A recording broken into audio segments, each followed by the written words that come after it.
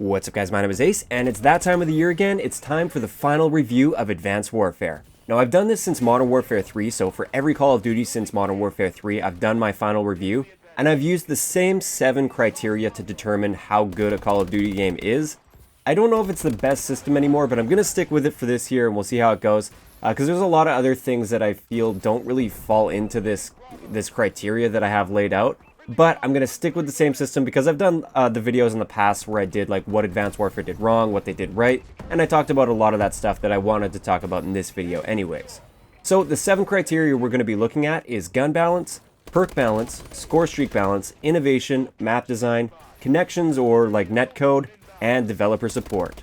So we'll look at each one of these categories individually, talk about them a little bit, and give them a rating, and then at the end I'll give you my final rating for Advanced Warfare. Let's get into it.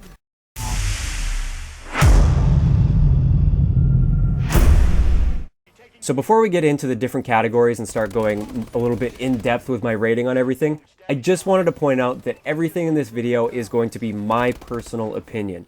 Some of you guys will agree, some of you guys will disagree. Everybody's entitled to their own opinion, so try to keep things clean in the comment section below because I know a lot of people are really passionate either way, whether they hate or love Advanced Warfare. Also, one thing I want to point out is I'm rating this as a Call of Duty game, not as a video game in general. So all of my ratings are basically comparing it to other Call of Duty titles rather than comparing it to like Fallout or Rocket League or something like that. I'm looking at this game as a Call of Duty title. Alright guys, so let's kick it off with gun balance. So gun balance in Advanced Warfare, I talked about this a little bit before. If they had just the base guns and there were no variants in the game, I think the gun balance would have been great. There would have been a lot more variety. People would have been using pretty much everything, aside from maybe a few of the really oddball kind of guns, like the NA-45 probably still wouldn't be used a ton, and the Lynx, for instance. But on average, like the normal guns would be used a whole lot more often. We'd see a lot more SN6s out there. We'd see a lot more KF5s out there. Instead, mainly what we're seeing is BALs and ASM1s or HBRA Insanities or something like that. So with the variant system, I feel like the gun balance kind of sucks. I mean, it's not absolutely terrible. Like if you factor in how many guns they have when you're talking about variants, they did do an okay job at it, but okay isn't good enough in my mind. And I think they really screwed things up with having this variant system. Because there's a bunch of guns that were considered to be top tier guns. I'm talking about like the BAL Inferno, we're looking at the HBRA Insanity, we're looking at the ASM1, the Speakeasy, the Royalty.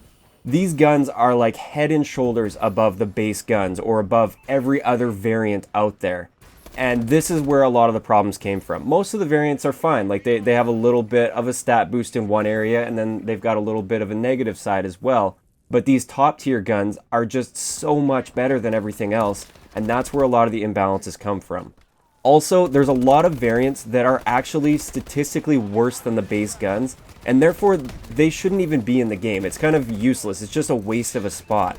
And I do understand that the variant doesn't make the player. Like, still most of the time, the better player is going to come out on top in a gunfight. So if I have a base BAL, and I come up against a guy that isn't that great at the game, maybe he's just like an average player or a slightly below average player, and he has the BAL Inferno or the BAL Obsidian Steed, I'm still going to win that gunfight most of the time.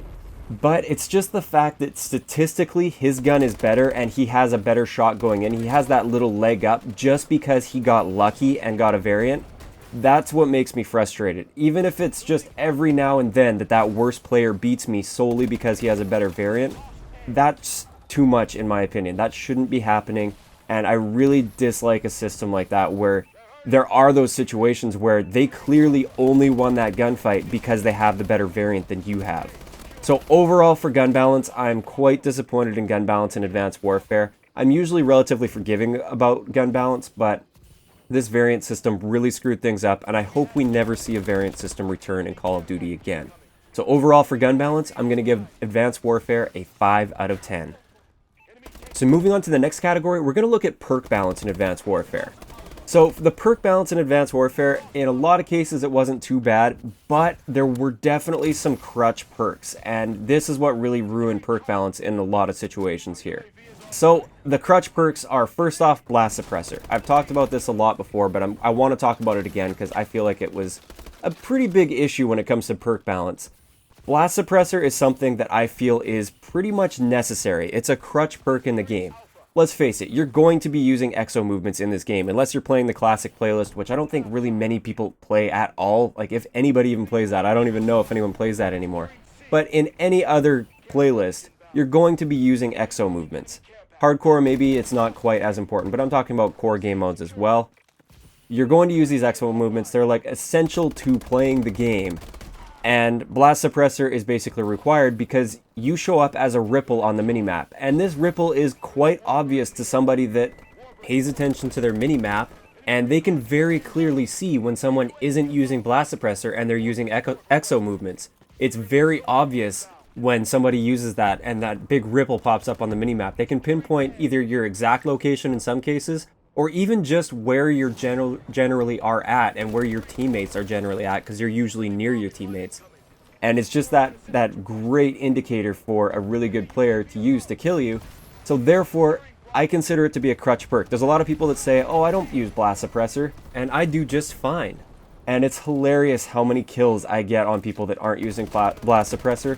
If you watch my live commentaries and stuff, you'll see every now and then when there's a player that isn't using Blast Suppressor, I just feel so bad for him because I kill him, he spawns, I know exactly where he spawns because he boosts right off the spawn, I kill him again, or he's got a great flank on me and he totally could have snuck up on me and killed me, but he uses some sort of exo movement and suddenly there he is. He's very easy to see, I can be prepared for him, I can just aim down sight, wait for him to pop up into my sights and kill him for an easy kill. And therefore I consider it to be a crutch perk for sure. Also, Toughness. This is a perk that early on in the game's life cycle, I said it's probably not necessary because it's not as necessary as like previous Call of Duties, at least because the base flinch isn't quite as bad, but it's still something that's helping you in every single face-to-face gunfight where an enemy gets a shot on you. Every single gunfight. And to me, that makes it a crutch perk as well. And by the end of the life cycle, I'm using it on every single one of my classes aside from my shotgun classes, basically, or my akimbo classes where I'm not aiming down sight. So Toughness, again, it's another crutch perk. I like that they started building it in Black Ops 3 here. They're going to be building Toughness in, or at least it's not going to be a perk, so there's no option to reduce it further than what the flinch actually is. And I feel like there was a big issue because Blast Suppressor and Toughness were in the same tier as well. So even though we have our wildcard system, which usually kind of accounts for the crutch perk, if you have one crutch perk, at least you have that wildcard so you can free things up and use a different perk so you can have some variety. But in this case, almost every single one of my classes has Blast Suppressor and Toughness in tier 3. There was like no other choice for me. Yeah, I might have a hardwired class hanging around as well because system hacks are so annoying, but it's really not worth giving up Blast Suppressor or Toughness, in my opinion, for another tier 3 perk. So that's a big issue with perk balance. And also, one more thing I want to talk about is low profile. This perk was very powerful in this game, and it was more so because the UAV was so powerful and low profile just countered like everything basically. So I feel like low profile could have used a tweak. I think it might have helped a little bit if they had it so low profile didn't counter threat detection, because then at least there was a better counter for low profile, or there would have been a better counter. I would have made it so cold-blooded countered the threat detection module, but that's not the case. Low profile does. And therefore, I think low profile was just a little bit on the powerful side for that tier, but at least there was only one crutch perk, or somewhat crutch perk, in that tier 1 slot. So overall for perk balance, the other perks were relatively well balanced. There was just those few glaring issues. So I'm going to give perk balance a 6 out of 10 in Advanced Warfare. Moving on to Scorestreak balance.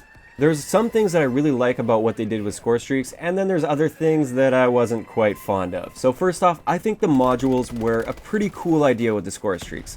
Honestly, I can live without them. Like I don't really care either way, but it was a cool innovation. I like that they brought that in and tried something new with it. And it's kind of neat that you can customize your Scorestreaks now. It just adds that extra layer. And I thought that was pretty cool. So I'm going to give them some points for that for sure. I like the idea. Some of the modules were completely useless. Some of them I found were a little bit too expensive to put on a Scorestreak, but that's besides the point there. I like the idea of them bringing those modules in. Also, some of the streaks were really fun to use and enjoyable to use, and I like that. In Ghosts, I'm pretty sure, yeah, it was Ghosts where a lot of the score streaks just, they felt like a waste of time. Like, why even use this score streak? It was just boring. It didn't really add an extra layer of fun to the game. It was just something that you earned and called in, and that was the end of it, like fire and forget kind of thing. Whereas with Advanced Warfare, there was a little bit more fun factor involved with a lot of the score streaks. Not all of them, but a lot of them. And I like that as well. Also, some of the streaks were relatively powerful, which I also like. That's another thing. I don't like games where your score streaks are next to useless, and you work so hard to get to this score streak, and then nothing happens. I really like feeling rewarded for doing really well. And I know it can be really frustrating on the other end if it's too powerful, but at the same time, you and your teammates gave up that score streak to the enemy, and you have to be punished for it. Or you don't have to be, but if you are being punished for it, then you shouldn't be complaining too much. As long as there is some counterplay to the score streaks, then I feel like it's good to have powerful score streaks in the game, as long as they're also balanced well as far as how difficult it is to earn them versus how good they are. I kind of touched on this a little bit just there. I like that all of the streaks had good counters. I can't really think of any score streaks aside from maybe the bombing run. I can't think of any score streaks where there was no real counter to it. So first off, Blind Eye was a great counter to most of the streaks in the game. The bombing run is the one where I would say doesn't really have a counter in the sense that there's no way to stop that the screen shake. So even if it doesn't kill you, that screen shake makes it so you can't turn your aim at all. It like completely stuns you. Everything's shaking like crazy, so you're basically having a seizure. And I know it happens to everyone on the map, and I just find that to be very annoying. And I wish there would have been a way to counter that, or I wish they would have just reduced that screen shake significantly, or reduced it to the point where it didn't actually affect your aim or your ability to sprint, which was really, really frustrating. But overall, the streaks really did have good counters, and the exo movements made it that much easier to counter a lot of the streaks. So you could use that skill with the exo movements to your advantage to dodge like a player-controlled warbird or something, assuming you usually run Blind Eye, which I usually do anyways because I play Domination. If someone calls in a player-controlled warbird, then I do have to be a little bit concerned about it, but I can use that exo movement to my advantage to sort of dodge the rockets and everything coming at me. And I like that counterplay. I like that there was counterplay to it. It wasn't like the ghost dog that would just appear out of nowhere and kill you, and you had no indication that it was even on the map. There was absolutely no time to react to it. You were simply dead, and there was nothing you could have done about it. A couple little things that I wanted to point out that I didn't really like about score streak balance is some of the streaks were not really worth it to earn. So for instance, the Paladin, in a lot of cases on a lot of maps, like a lot of this is due to map design, but a lot of maps, it just wasn't worth it to get the highest streak in the game with a bunch of modules on it. I could max out a Paladin, but if I get that Paladin on comeback or something, I might get like 1 or 2 kills with it, which is kind of frustrating because you could call in an assault drone and it would get you like 5 or 6 kills easily, and it's like half the score to earn. So I feel like there was a little bit of balancing issues with how expensive some of the modules were especially, and how expensive some of the streaks were in general. Next up, I've mentioned this a lot before, there were annoying streaks, and this was a huge issue for me in this game. There were streaks that were simply made to annoy. I don't mind being killed by a score streak, and that's the end of it. Like, I got killed, okay, I respawn, I'm back in the game, no big deal. The annoying ones, on the other hand, I really dislike. And, of course, I'm talking about system hack is a big one here. System hack is very, very frustrating. Yes, it has hardwired as a counter, but then we have that perk balance issue where the tier 3 perks, we have 2 crutch perks in there, and now you're suddenly sacrificing a very important perk like Blast Suppressor or Toughness just for the ability to avoid one annoying score streak, which is quite frustrating in my opinion.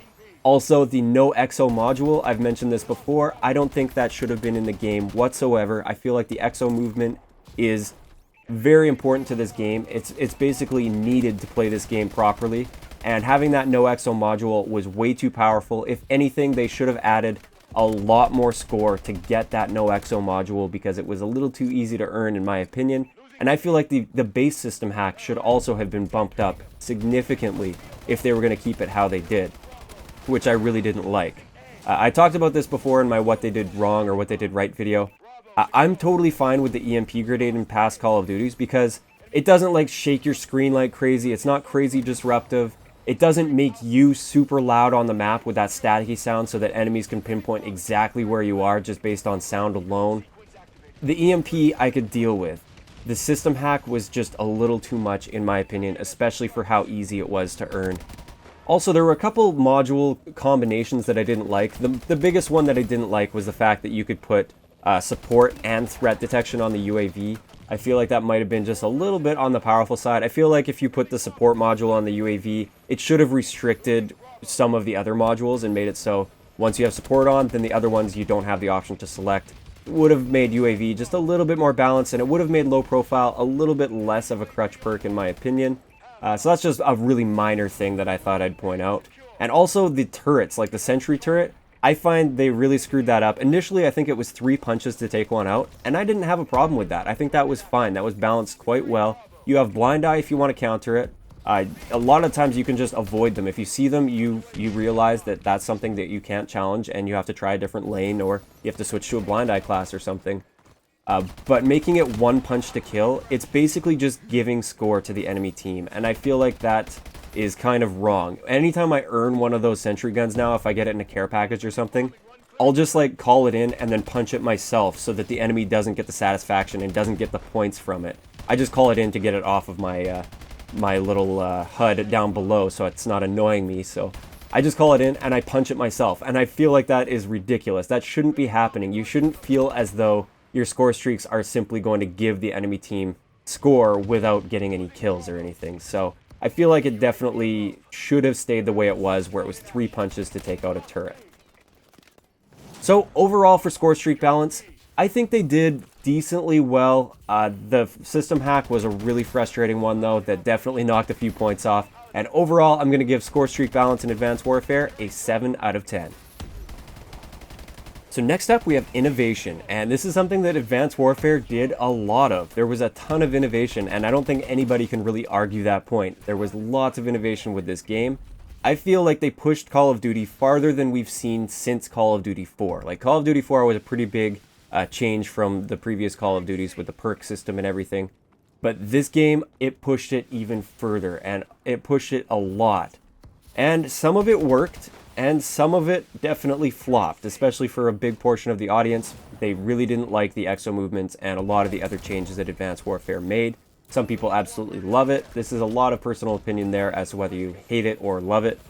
A few things that I really liked that they did. I think the exo abilities were a neat addition. It did add a little bit to the game. I kind of thought they were going to be complete gimmicks and useless, or I thought a few of them were going to be really overpowered and I was scared for them. Like Exo Stim, I was so nervous about when they first announced it. And then once I actually played the game, it really wasn't that big of a deal. If I run into a guy with Exo Stim, it's just like, okay, yeah, that's only going to last for like 3 seconds or whatever it is, 5 seconds maybe. And I just had to put a couple extra bullets into him. No big deal. I think it was quite rare that I actually got killed just because an enemy was running Exo Stim. So it wasn't something I was really too worried about. I really liked having Overclock. That was a nice addition.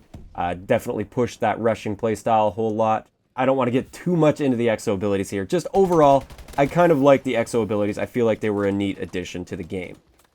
Now, the big thing we're going to be talking about with the innovation is obviously the exo movements. So for me, I feel the exo movements definitely added a certain level of fun factor. I've said this before and I'll say it again. I definitely see myself returning to Advanced Warfare in the future, like once Black Ops 3 starts to slow down and get a little bit stale next year.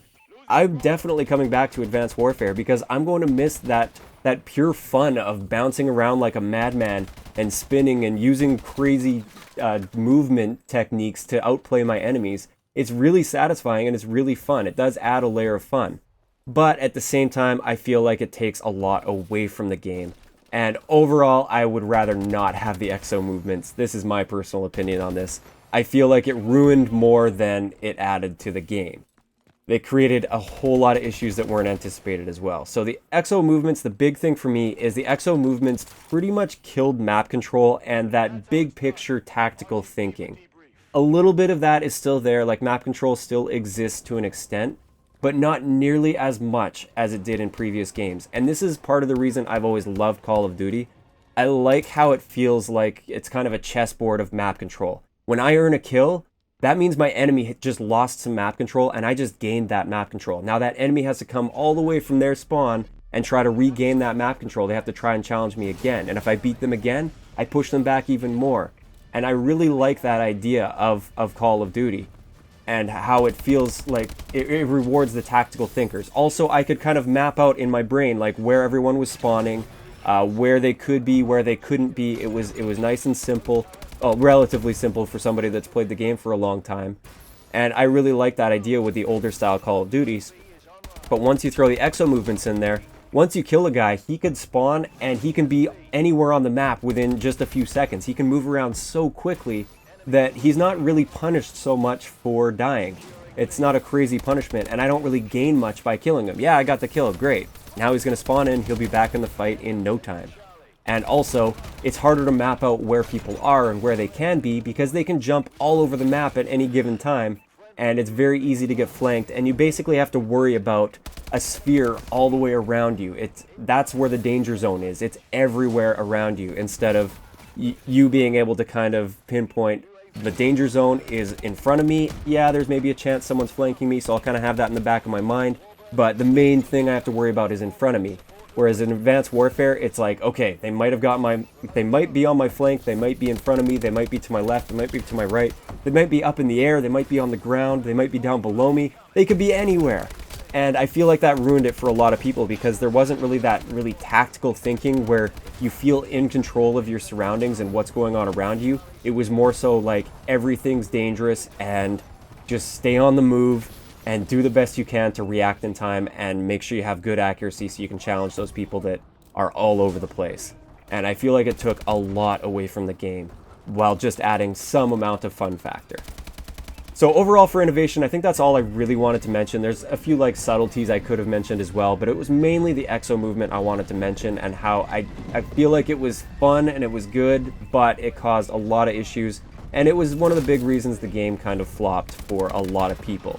But I really like that they pushed innovation far. They tried some really new things, and I feel like there's a lot of lessons that are going to be learned from Advanced Warfare for future Call of Duties. They know now what they did wrong with it, what they did right with it. I hope they did anyways. I hope they learned that.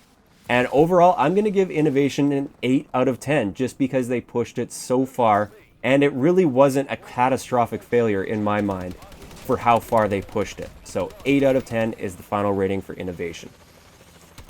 Moving on to the next category, we have map design. And I think Advanced Warfare actually did a pretty good job with the map design in this game. I really like it. There's a great variety in both aesthetics and color palettes and locations and things like that, as well as the layouts of the map. No map really played exactly the same in this game. I feel like every map had its own different feel and playstyle surrounding it, yet it still provided variety. Pretty much every single map in the game provided some level of variety. You could snipe on even combat or urban. You could snipe on those maps if you wanted to, or you could run around with a shotgun. Same thing goes with maps like Instinct. You could technically run around with a shotgun. It would be a lot more challenging with a shotgun on Instinct, but it was something that was possible. It was doable on every single one of the maps, and I really like that about the map design. Also, I feel most of the maps were balanced quite well. They took more of a Treyarch approach, in my opinion, to how they made their maps. Basically, every position had a counter, and everything was there for a reason, it felt like, on the Advanced Warfare maps. With a lot of the Ghost maps, I kind of rag on Ghost maps for this. It feels like they just took an open field and just threw pieces of cover everywhere. Like, here you go, there's some clutter there you can hide behind, there's a car you can hide behind, and it really didn't have too much rhyme or reason to it. Whereas in Advanced Warfare, their maps seemed to make sense. If there was a piece of cover, it was there for a reason. And if there was a really big power position, it had some counters to it. It had some well-placed and well-thought-out counters, and I really like that. Now, there were a few issues with map balancing, more so to do with the spawns. Like, Instinct is the biggest offender here. Basically, you could spawn trap the enemy team in the caves on Instinct, and that was pretty unfair. But you had to basically learn to adapt to that, and learn to adapt to the playstyle, and learn how to push out of those spawns and secure it so that you are the one that's now trapping the enemy in those spawns. And that's kind of how the whole map ended up playing out. So overall, maybe that one wasn't quite so balanced, but everything else seemed to be balanced quite well. There weren't any super glaring issues. There's a few maps I liked better than others, like Urban I wasn't a huge fan of just because it was so chaotic with the exo movement and the size. I feel like it was just too small for Advanced Warfare, but it's still not an absolutely terrible map by any means. I can still appreciate having that small map, and a lot of people really like that chaotic sort of playstyle. So overall, I really like the map design. And I'm going to give map design an 8 out of 10 in Advanced Warfare. I feel like the exo movements may have ruined things a little bit, but the map design itself was excellent, and I really, really liked it. So next up, we have connections, or netcode, or whatever you want to call that. Basically, how good were the connections in general for me? Now, this one is very subjective. You have to realize everybody's connection experience is different. So there's going to be people in the comment section saying it was the worst connections they've ever experienced in any Call of Duty. And then there's going to be other people that said it's the best connections they've ever experienced in Call of Duty, and they had no connection issues or very few connection issues. So I'm only going to talk about my personal experience here. Your experiences will definitely vary. So with Advanced Warfare, when the game first came out, there were definitely some pretty big connection issues. This happens almost every year with Call of Duty. I think Ghosts was one of the exceptions where connections were generally quite good right from the beginning. But Advanced Warfare, it struggled at first, and I definitely had some pretty big connection issues at first. Partially, that was due to the fact that I was still living with my parents in a rural area, and my connection overall, like my internet connection, was just awful. So that was partially to do with it. But when I eventually got the office, and then I bought this house, and I now live here and have a good internet connection, the connections have been quite good for me in Advanced Warfare. Of course, you get the odd little stutter and stuff, or sometimes somebody has a clear advantage over you that you can see, you can feel, but it's still saying you have a 4-bar or something. That stuff definitely happens, so I'm not saying the connections were perfect for me, but they weren't quite as bad as a lot of people make it out to be, at least for me personally. A lot of people are saying, like, it's literally impossible to kill people, or I shot them 30 times and nothing happened, and this happens all the time. I didn't experience that. Generally, it was quite decent, but at the same time, there was a lot of room for improvement here. It was nowhere near the level of, like, Ghost's hit detection and netcode and all that kind of stuff. It didn't feel nearly as good as Ghost did, but it wasn't bad.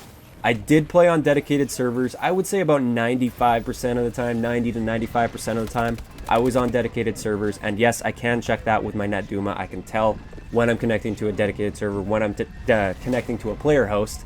So that's a good thing. I like that I was connecting at least to dedicated servers a lot, and the player hosts were very rare. And a lot of the connection issues I experienced were just because I was on a player host and I wasn't on a dedicated server. So overall for connections, it's kind of a hard area to judge, like I said, just because everybody's experience with this is different. But I'm going to give connections a 6 out of 10 for me. It was okay, but not the best. So finally, we have developer support. So in this category, I don't know, for Sledgehammer Games, there was some things I liked that they did as far as developer support, and a lot of things I really didn't like that they did. First off, with developer support, we did get some good weapon balancing patches throughout the year. Problem with this is, yes, it would have been great if we didn't have any variants. If it was just the base guns, those weapon balancing patches they did would have been excellent. I would have really liked that. Unfortunately, a lot of these weapon balancing patches didn't really seem to have any effect on the variants. Of course, they had a minor effect, but it didn't change the fact that the HBR Insanity is so much better than almost any other gun in the game, aside from some of the other top tier variants. And that definitely was an issue in my mind. It's something I feel they should have worked more to fix. I feel like they should have made those top tier variants a little bit more difficult to use, at least, like maybe add some recoil to the Insanity or something. Just make those guns a little bit more balanced, and they never really did address that. There was a bunch of things where we were asking for them to patch certain things, especially with supply drops. We had that supply credit system that is in the code of the game. Somebody uncovered that in the code. If you guys don't know about it, basically, there is a supply credit system built into the game that will allow you to redeem items that you've earned, or won, I guess, in a supply drop. You can redeem those items for these supply credits, which can be used to buy supply drops, and you can try to, like, basically re-roll and try to get something different. And that would have been an awesome system to have later in the life cycle. I can understand why they didn't want it earlier on, because they were trying to sell advanced supply drops, and this would hurt their sales for advanced supply drops. But they never did implement this. I thought at least for Prestige Masters, they were going to implement this system. It would have brought me back to the game, and I really would have wanted to keep playing the game, because I could keep trading things in and redeeming all of this useless duplicates that I had that don't do anything for me because I'm already Master Prestige or Grandmaster Prestige. So it's not like redeeming them helps me at all because I don't get that XP for it. And they never did implement that. It was kind of frustrating.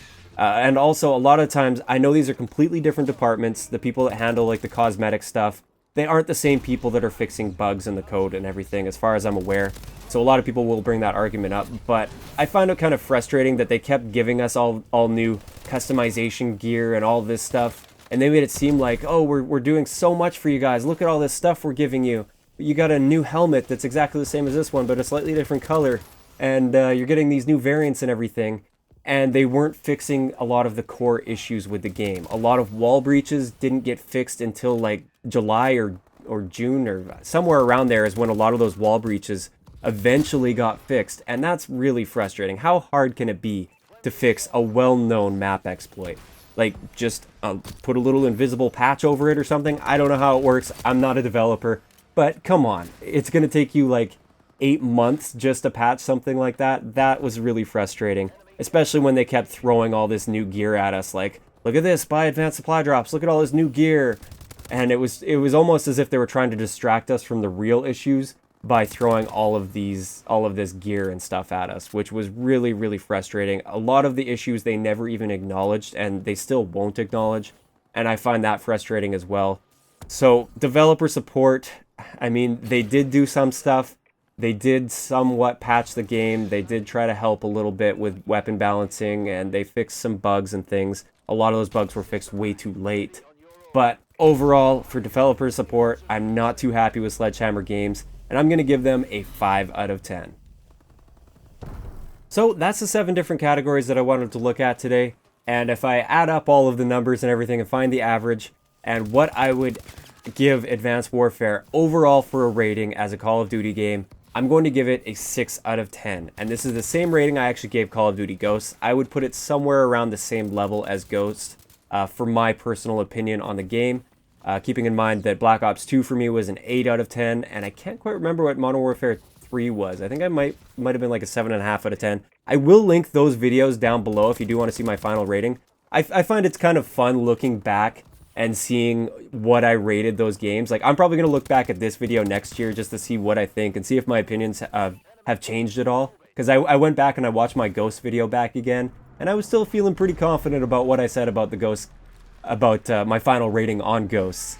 Because a lot of people are saying, oh, it's just the Call of Duty cycle and everything, and you're just hating on this game. Like, you only gave it a 6 because it's the end of the game's life cycle and you're getting sick of it and everything.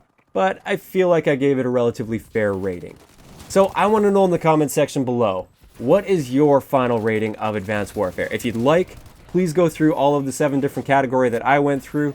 If not, just give me your overall final rating of Advanced Warfare. I know there's going to be a lot of you that are going to be like 0 out of 10 or 1 out of 10. And then there's going to be some of you saying 8 or 9 out of 10. I'd like to see what you guys think in the comment section below. Also, if you disagreed with me about any of these points, let me know. I would love to have a bit of a discussion with you guys in the comment section below.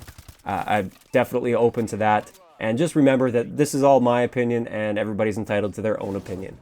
Hope you guys enjoyed this video, and I will talk to you guys next time.